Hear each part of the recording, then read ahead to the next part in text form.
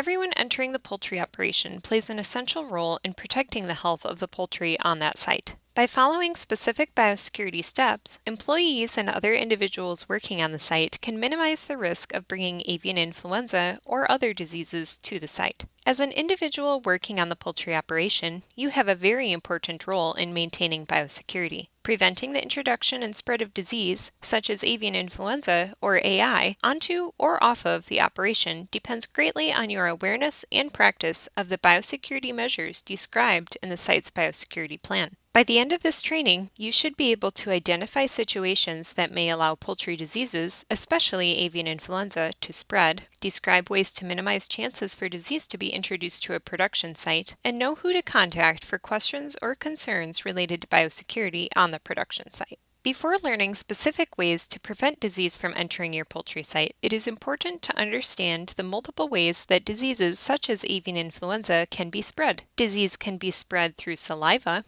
when birds eat, drink, or peck at contaminated objects. Avian influenza virus has been shown to survive in poultry manure and litter for long periods of time, especially in cold weather. It and other diseases can spread to poultry from contact with the feces of wild birds or waterfowl. Disease spread could occur through vehicles, equipment, and personnel involved in manure removal, transport, and storage. It may be necessary to follow special instructions for how the biosecurity lines on the operation should be crossed during manure removal and transport activities.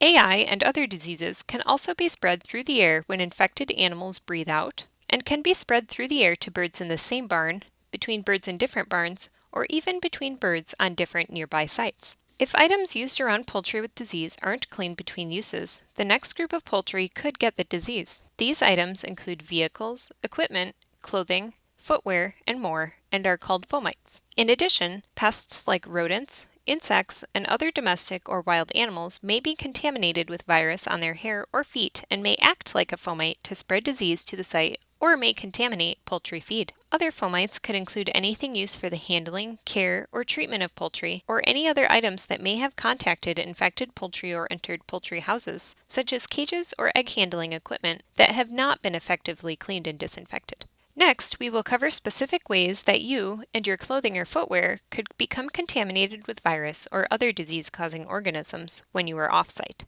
Some ways that you may become contaminated include having birds, including poultry and waterfowl, at home, living with people who work at other poultry production sites, hunting or contact with ducks, turkeys, geese, or pheasants, and stopping at sites previously visited by contaminated individuals or vehicles, such as gas stations where rendering truck drivers or livestock haulers stopped. Other examples of places where you might become contaminated include working at or visiting exhibitions, auction markets, processing plants, rendering facilities, diagnostic labs, sales, swap meets, or petting zoos.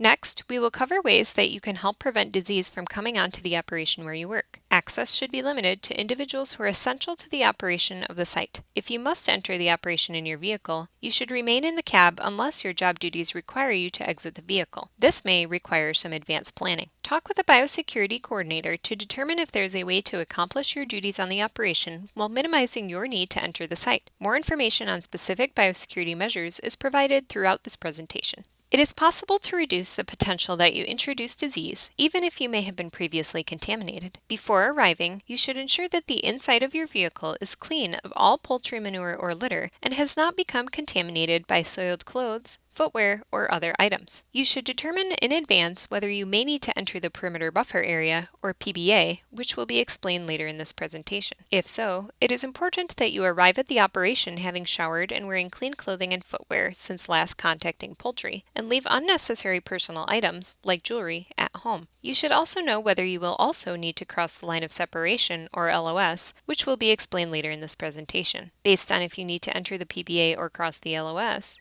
you will need to follow certain biosecurity protocols and may need to have a signed agreement on file, such as the one shown, indicating that you understand and will follow these instructions. Vehicles that have been outside of the operation can bring virus and other diseases in on their surfaces, such as tires or undercarriage, even if they look clean. If the vehicle you are arriving in must enter the operation, it should be cleaned and disinfected.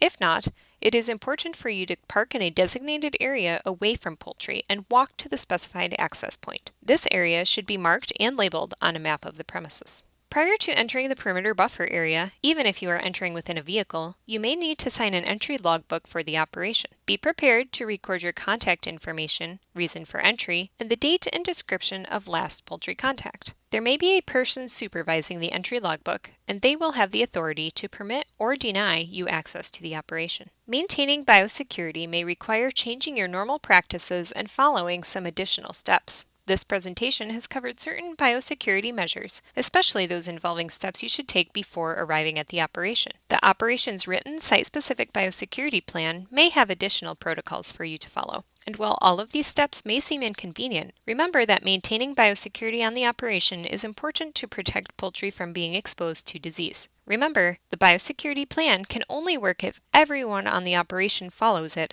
all of the time. You are encouraged to communicate with the biosecurity coordinator if you have questions or concerns, including if you think you or someone else may have accidentally made a mistake related to biosecurity, so that the site's biosecure status can be restored and the poultry on the site remain healthy. It is also a good idea to frequently refer to biosecurity handouts and signs to remember the important biosecurity procedures. More resources, such as the handout shown here, are available at www.poultrybiosecurity.org. Congratulations! You, someone who will be working on the poultry operation, have completed the lesson on Do Not Bring Disease to the Poultry Site. Next, you can learn about how to prevent the spread of disease once you are on the site by watching the training videos called Understanding the Perimeter Buffer Area and Understanding the Line of Separation. The operation's written site-specific biosecurity plan may have additional protocols for you to follow, so be sure to review the parts of the written plan that apply to your responsibilities and contact the biosecurity coordinator with any questions you may have. Be sure to document all of your training. Development of poultry biosecurity training materials was funded by USDA. This video was written and produced by the Center for Food Security and Public Health at Iowa State University College of Veterinary Medicine.